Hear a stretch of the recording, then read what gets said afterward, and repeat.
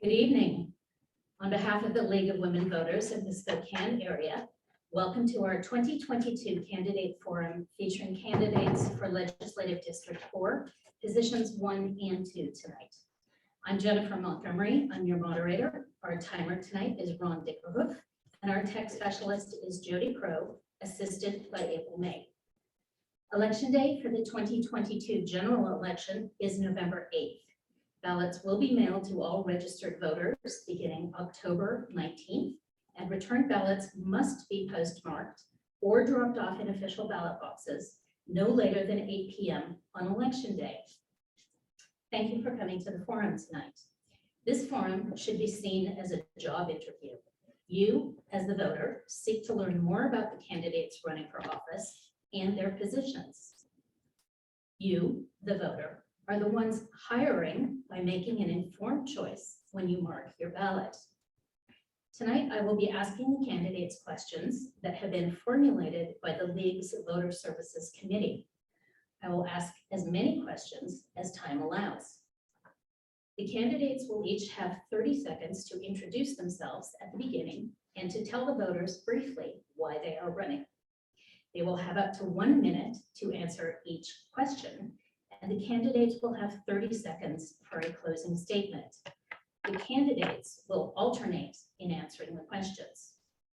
Now, to meet the candidates, they are Mr. Ted Cummings and Ms. Suzanne Schmidt for Legislative District 4, Position 1. Starting alphabetically with Mr. Cummings, they will each have 30 seconds to tell us why they are running. Mr. Cummings. Thank you.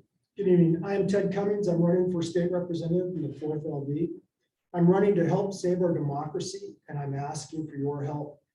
Extremists are using lies about election security, our government institutions and officials, lies that endanger our public health and hurt our quality of life, lies that fuel violence in our nation and now across the world. I believe in and live my life by the West Point Cadet motto of I won't lie, I won't cheat, I won't steal, and I won't tolerate those who do. Thank you, Mr. Cummings. Now, Ms. Schmidt.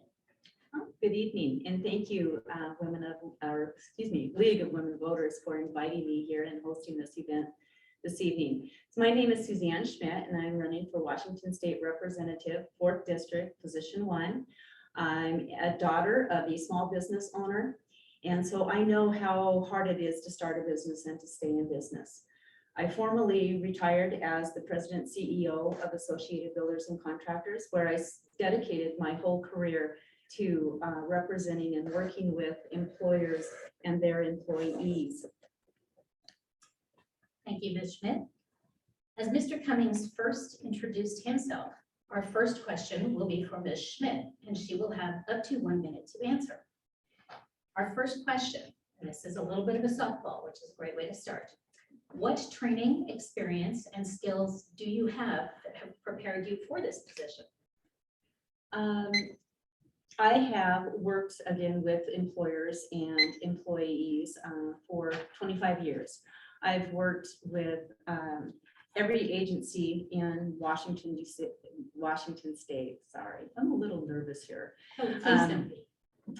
At any rate, I've worked with all agencies. And so what I have found out is that I know that we can do better at helping working families and small businesses to be successful.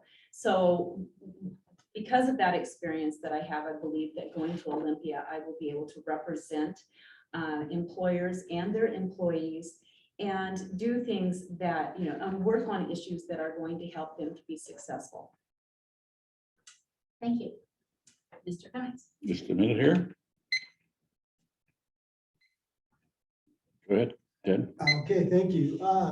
I've been a small business owner for approximately 15 or more years. My wife and I run a cattle ranch, so I understand the pressures and how overwhelming regulations can be. On top of that, I've been involved in my union and contract negotiations and the grievance process. And through that, I've gotten a great education on how business runs, dealing with another party, and especially when it's in an antagonistic kind of situation. And I'd say the biggest thing is the amount of human interaction I've got. And to listen to the different constituency groups out there through the labor councils that I've been on and really find out about the issues in my community. And I think that's given me a real insight to the problems and ideas on how to solve. Thank you very much. And thank you both for adhering to the time. We appreciate it. Our second question tonight will go first to Mr. Cummings. Voting districts were recently redrawn in a controversial process. As one of the legislators in charge of writing the rules, are there changes you would propose to the redistricting process? It is, like everything in life, controversial and it's complex. I know some of the people that were involved in the legislature redistricting, and what a task. And it's one of those classic cases of you're not going to make everyone happy. As long as the process has rules that ensure fairness and the system isn't gerrymandered, I have no problem with it whatsoever.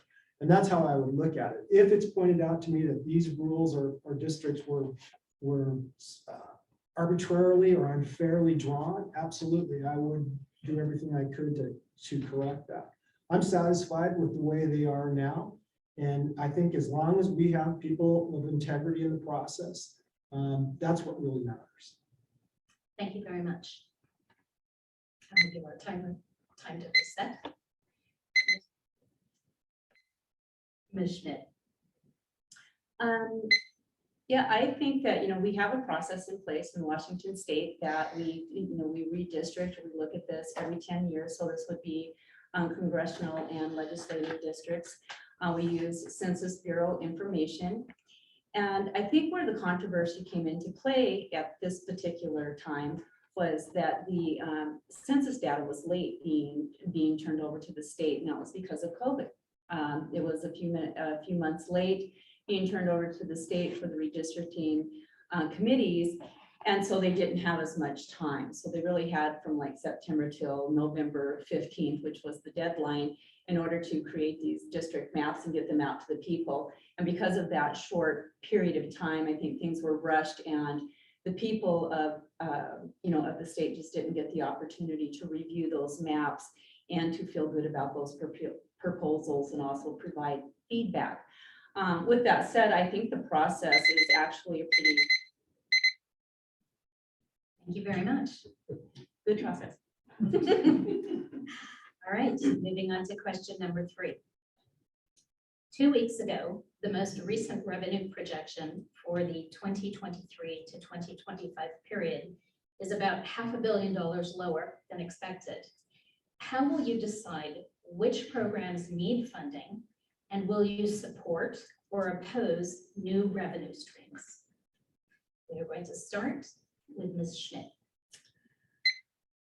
So actually, what I have seen is the projections seem not to be what I had seen recently was 1.5 billion in positive for the projections for revenue sources in the state of Washington.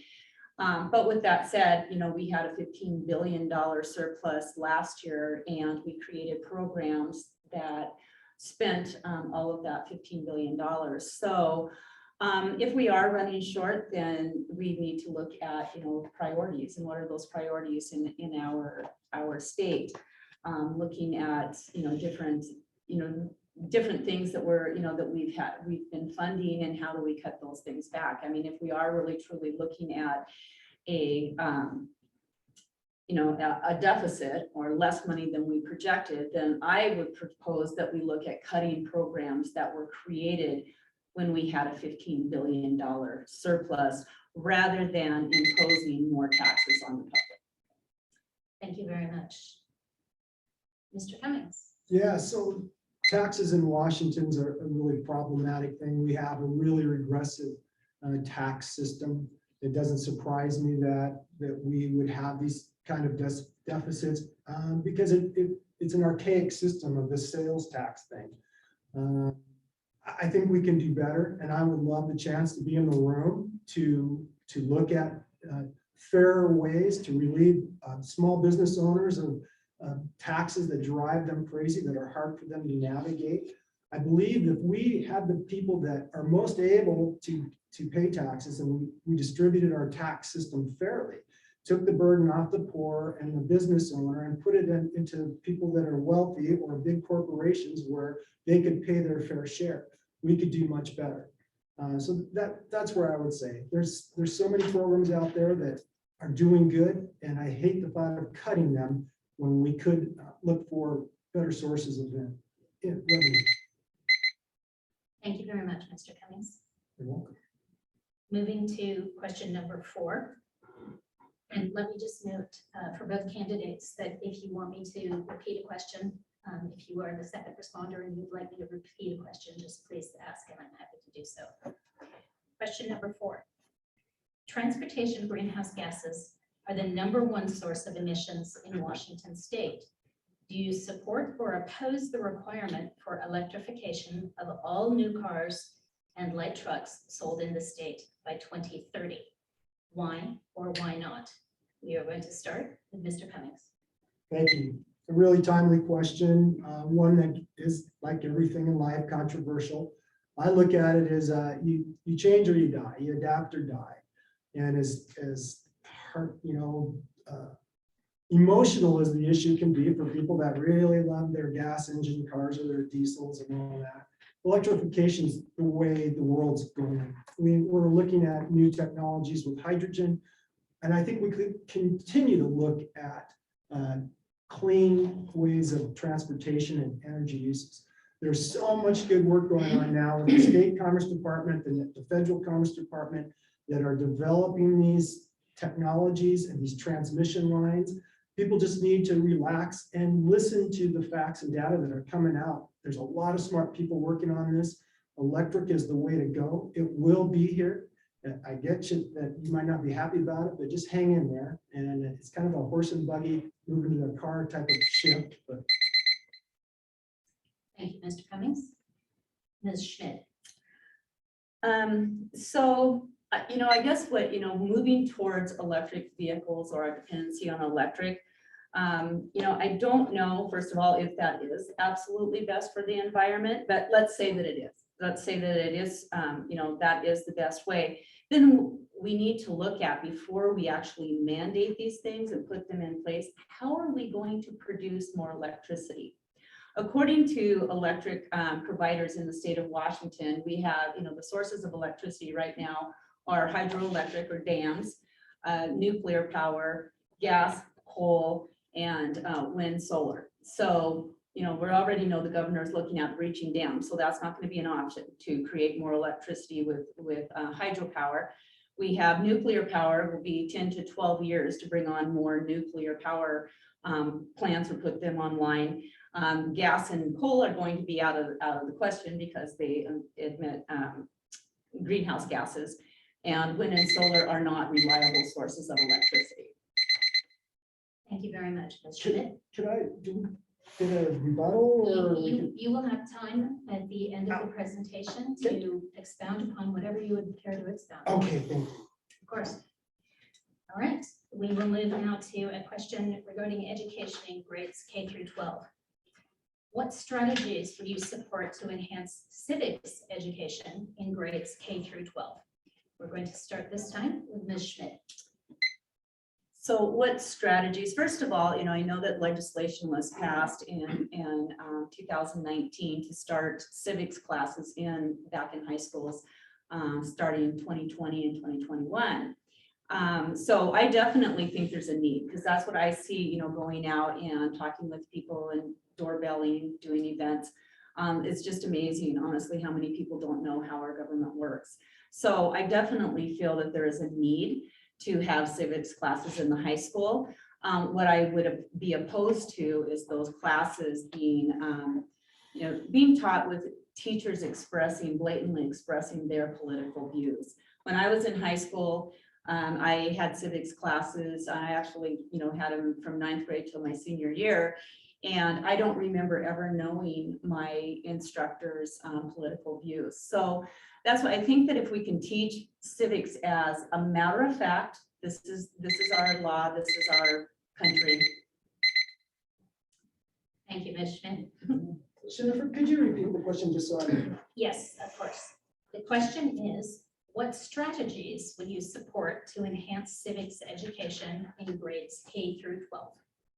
So I guess I differ with Suzanne a little bit on this. I actually think it would be good for the teacher to throw his opinion out there. To me, a contrary opinion is a healthy thing. I think that, in fact, it's essential that we encourage critical thinking, as long as we give the students the tools and the materials to research these subjects. We give them the outline and the facts of how our country's political system works. I think it's good to challenge people and say, hey, I believe this. And then make it a straw man argument if you want, or be sincerely believe it. But if we don't have that pushback and forth both ways, we're missing out. And to fear a contrary opinion is anti-American, and it's against the hallmark of undemocratic discussion. So I think we should continue to talk about civics, and we should talk about this. Thank you very much. All right, moving on to our sixth question for the evening.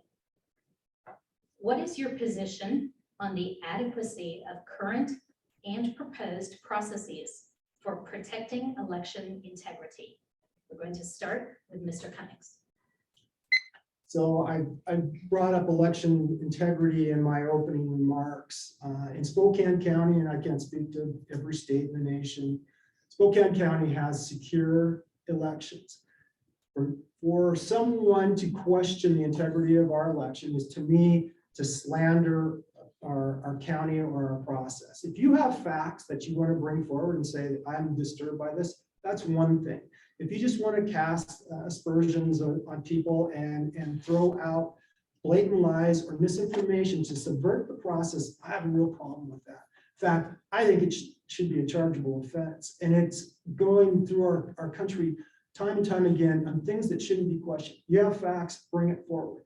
I believe 100% in the integrity of our elections here. And I think with proper oversight, they'll continue to be that way. But this subversive talk about conspiracy theories and just, wow. Thank you very much, Mr. Cummings. Ms. Schmidt? So I'd have to say that I agree with Ted and Mr. Cummings on election security in the county of Spokane County. I believe that we do have a fair and pretty secure election process. I think that our, the county auditor's office is very open to, questions. And as Ted said, if you do have some questions or you have some discrepancies, they'd certainly like to hear about those so that they could address those.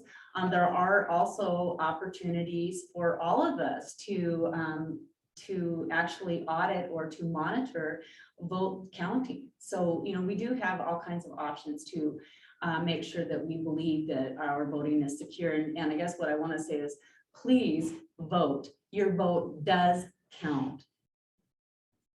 Thank you, Ms. Schmidt. We appreciate that. All right, seventh question. What policies do you support or oppose to assure quality and quantity of the water supply here in Eastern Washington? We'll begin with Ms. Schmidt. Well, that's not something that has that's been brought up. I have been doorbelling and being, attending forums and speaking with people in the 4th district. And so that's not something that I've actually had, come to my attention. But what I would say is that if legislation is brought up and it is, processed my desk and I'm on that committee or I'm part of that legislation, then I will definitely reach out to experts and people in the area, people in the 4th district, because I really want to be able to reach out to, people for their opinions, their input, and get them involved, have open lines of communication. Thank you, Ms. Schmidt. Mr. Cummings. So water is a huge issue for the entire planet. It's in the news all the time. Too much water, not enough water, clean water, dirty water, infrastructures and pipes. We're not going to escape this. In fact, it's only going to get more critical as we go on. I think this comes down to being proactive. I work in an industry, a heavy industry at Kaiser over here, that uses a tremendous amount of water. And we need to be conscious of all that. We need to be good stewards of the land, the air, and the water.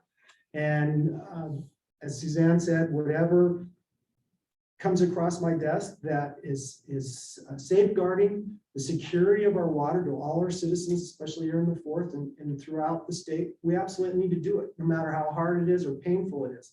I myself have a small creek that runs through my property, and I try to be good stewards of that water and make sure that it goes on, that it stays healthy, and I will abide by any regulations that come.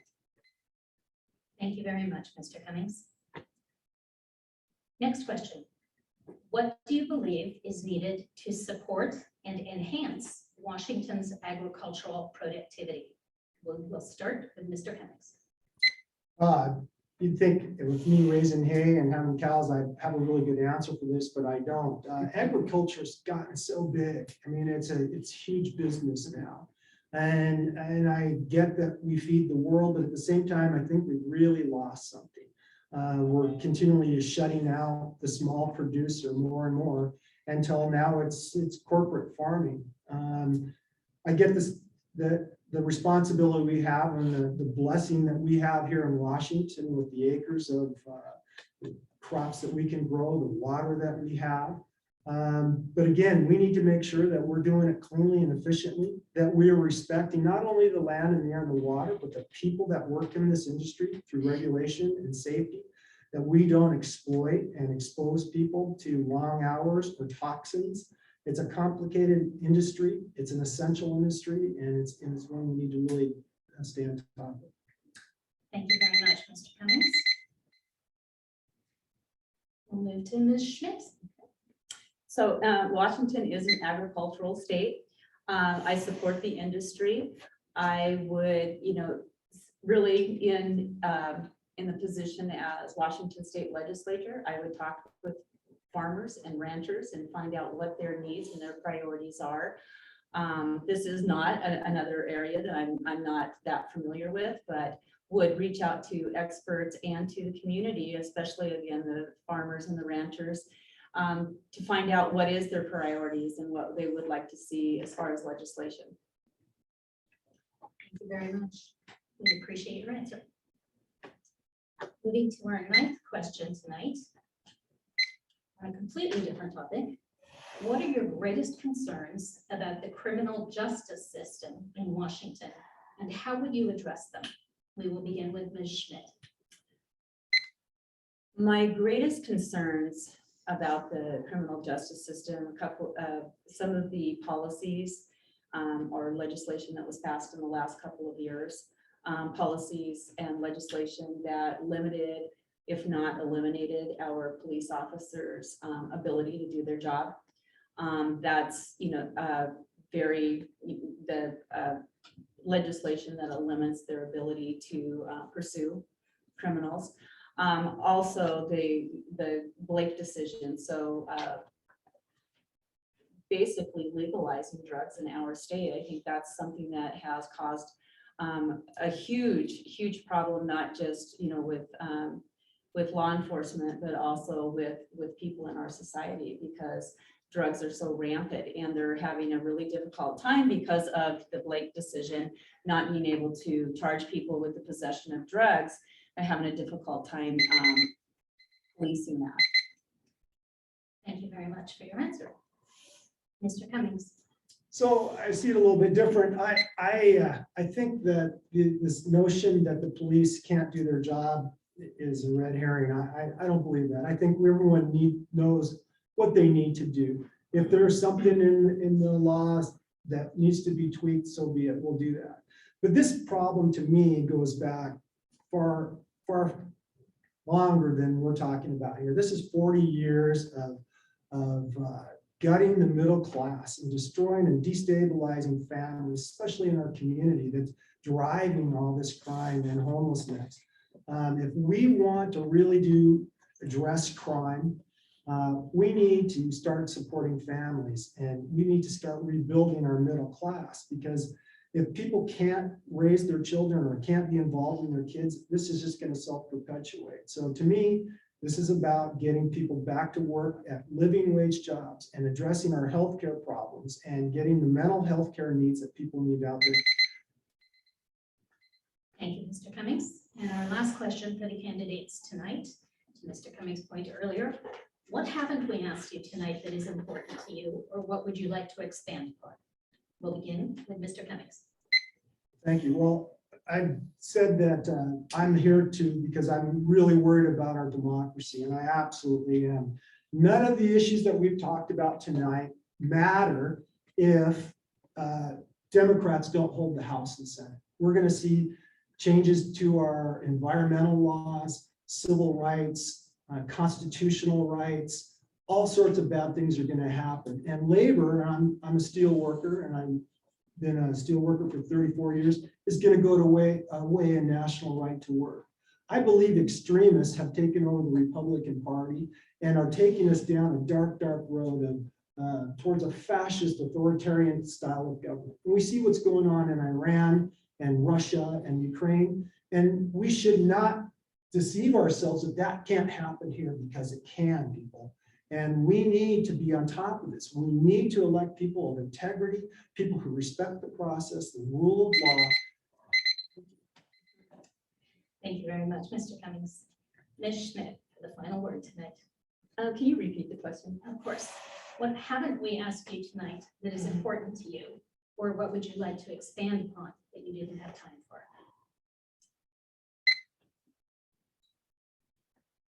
I think what is important to me is, again, is to represent the people of our state, the small businesses and the working class people that are struggling right now.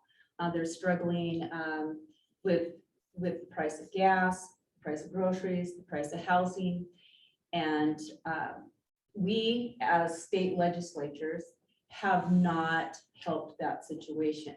What we've done in the last couple of years is put more taxes, more fees, and more regulations on the backs of hardworking people. And so I know Ted had mentioned earlier about regressive tax. And regressive tax, two of the taxes that were put into place in the last 2 years, the carbon standardization tax and the cap and trade, were both actually what they are, is they're penalties for using gas, for using fossil fuel. Thank you. Those are the questions. We will now have closing statements from the candidates. You will each have 30 seconds. We will begin with Ms. Schmidt. Okay, so I'm going to finish with what I was saying. So there, those are penalties and taxes, and what they're going to do is basically it's going to be 45 to 60 cents a gallon. And it will, who's going to be paying for that is going to be the lower income people. It's people that can't afford electric cars, people that can't afford hybrid cars, that have older model cars that don't get good gas mileage. Those are the people that are going to hurt the most when these two taxes go into place. And those are the people that I want to help. Thank you, Ms. Schmidt. Mr. Cummings. Throughout our nation's history, good people have stood up for others. And whether it's human rights or civil rights, labor rights, or women's rights, we're again at a time when good people must stand up and protect those same rights. We must push back against those who would defame education, science, and organized labor, those who seek to dehumanize and leave people behind. We need to demand that our elected officials are men and women of integrity who respect the rule of law and respect the rights of all. Thank you to both our candidates tonight. This concludes the first half of our 2022 General Election Candidates Forum. I thank our candidates again for their participation, and please stay tuned. We'll end recording now.